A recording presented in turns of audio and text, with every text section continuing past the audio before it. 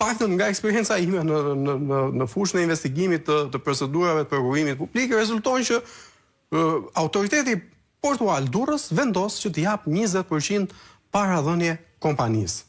Pra, që këtu është prishur gara, sepse vetë autoriteti portual Durrës ka vendosur që ta shpërblej kompaninë apo t'i jap para që në fillim kompaninë për tenderin që shkonte rreth 4.6 milion euro me TVSH, t'i jap që në fillim 20% të shumës totale të këtij tenderi.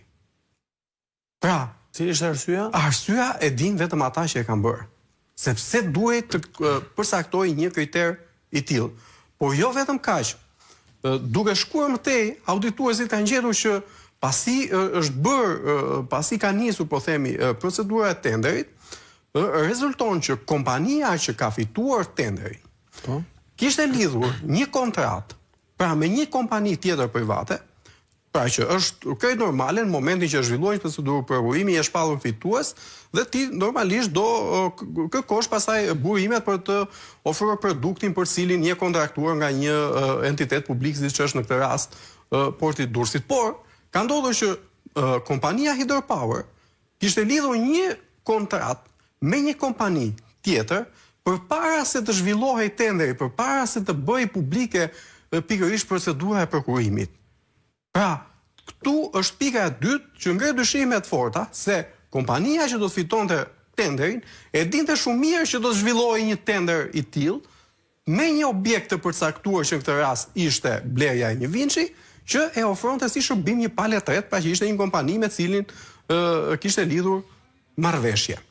Pra, këto janë, po them vetëm disa nga elementet që tregojnë që Pirovëngu apo varësit e tij e kanë ndërtuar në mënyrë të tillë këtë procedurë prokurimi që të favorizonin një kompani. Por nuk ndalet me kaq. Ajo që bën edhe më të rëndë është që të paktën të procedura e parë, pastaj vijon edhe në dy procedurat e tjera, në dy tenderet e tjera që zhvillohen vitin 2022, është që autoriteti portual Durrës shlyen faturat, pra i paguan faturat kompanisë që u shpall fituese për blerjen e vinçit pa pasur TVSH-n të përfshirë. Pra, që do të thotë, kompania lëshon fatura jo tatimore, të cilat Porti i Durrësit ja paguan, ndërkohë që në këtë rast shteti nuk merr 20% e TVSH-s. Që kur bëhet fjalë për ata qytetarët, bizneset, qytetarët e paguajnë sot tek tomatja, te fasulja, tek buka, te ushqimet, pra ata të varfrit nuk kanë mundësi, madje pak ditë parë është diskutuar dhe nuk pranohet që TVSH-ja për ushqime të ulet me 5% për grupet vulnerabël shoqërisë, sepse është produkt bazi i jetesës, pra produktet e shportës, por nga ana tjetër shteti dhe në këtë rast Pirovëngu ka toleruar që jo ka toleruar, por ka kryer me dashje një shkelje të ligjit duke shlyer fatura pa TVSH. Dhe vlera e këtyre faturave shkon në mbi 600.000 euro për vetëm një procedurë prokurimi.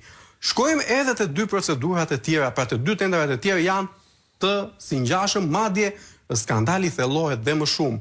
Në rastin e procedurës së dytë dhe të tretë, Pirovëngu ka vendosur që të bëj parapagim deri në 90% të shumës së të gjithë vlerës së tenderit të prokurimit, pa marrë ende produktin.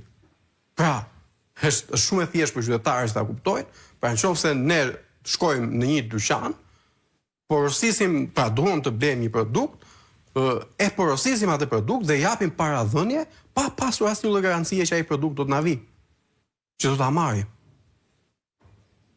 Pra, kjo është historia se çfarë ka ndodhur. Porosit online. Jo vetëm kaq, por është edhe këtu pastaj zullumi është bërë dhe më i madh. Nëse te procedura e parë, po themi u pagua 20%, te procedurat e tjera u pagua deri në 90% para pagesë, u shkelën përsëri kriteret teknike. Sepse bëhet puna, bëhet një auditim apo jo, është bërë apo s'është bërë puna mirë dhe pastaj paguhet. Ndërsa te ne paguhet, a ka nëse bëhet apo jo? Pra 12 milion euro.